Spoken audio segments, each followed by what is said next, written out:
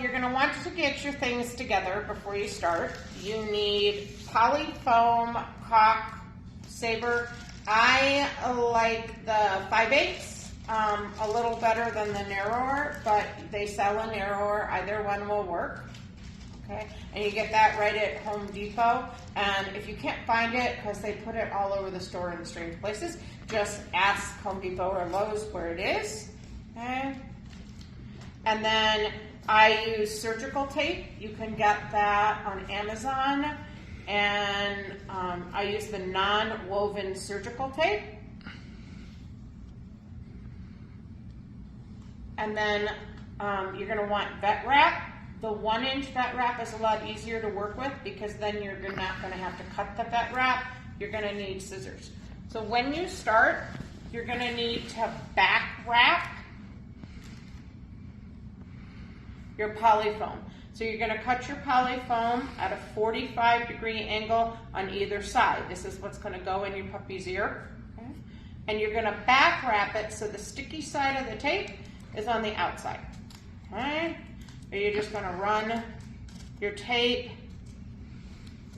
down here, down the length of your polyfoam, one time. It'll take a little practice, so don't worry if it's, you know, a little bumpy or something, don't worry about that. It's fine. Make sure your puppy's ear is clean each time you do this, that you've cleaned it of any stitching, if it's recently been cropped, and your dog doesn't have any ear wax or ear goop in it. Okay, so we have Ava. She's gonna be a little different. Her ears are already set up, okay? And she's not a fan. Okay. So she's a good example though because her ear needs to be stretched, okay? I'm gonna have somebody help. And it will take 2 people while you're learning how to do this. So you're gonna go ahead and you're gonna push this down into the ear canal firm enough that it's gonna stay there, okay? But you don't have to jab it in there till you hurt them, but you're gonna push that in there firm, and then you're gonna stretch the ear up. You're gonna actually pull this ear up and pull all the crinkles out, and then you're gonna wrap it around the polyfoam. And this is where your helper's gonna come in really handy because they're gonna hold that ear around, or you're gonna hold it, okay? And then you're gonna take the surgical tape, okay? Well, you've got that stretched up and around, and you may need to tug it in, stretch it again. And you're gonna start from the base of the ear, and you're gonna wrap that ear, holding it stretched up. Ava, no, come. Okay? And if you teach your puppy come, okay, which I teach all of them, it's nice for the vet and everywhere you go, you're gonna find that's very helpful. Okay? And you're gonna just go around the ear, nice like that, okay? All the way from the base to the tip. And then you're gonna use your scissors and you're gonna cut it. Now this is where your vet wrap is gonna come in, okay?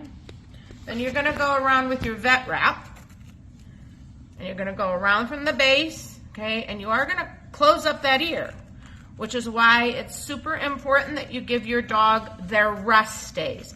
In the beginning, I like to do 4 or 5 days up on the ear, and then 2 days of rest. Clean the ear out really nice.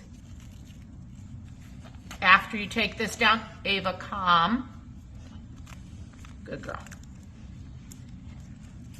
So,